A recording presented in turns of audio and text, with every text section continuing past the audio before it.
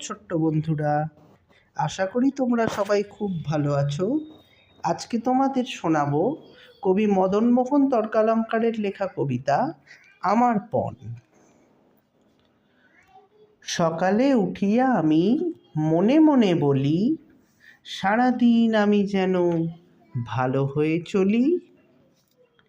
আদেশ করেন যাহা মোর গুরুজনে, আমি যেন সেই কাজ করি ভালো মনে। ভাই বোন সকলেরে যেন ভালোবাসি, একসাথে থাকি যেন সবে মিলিমিশি। ভালো ছেলেদের সাথে মিশে করি খেলা, পাঠের সময় যেন নাহি করি হেলা।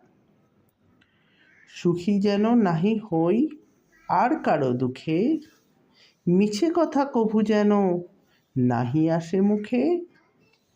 সাবধানে যেন লোভ সামলিয়ে থাকি, কিছুতে কাহারে যেন নাহি দিই ফাঁকি।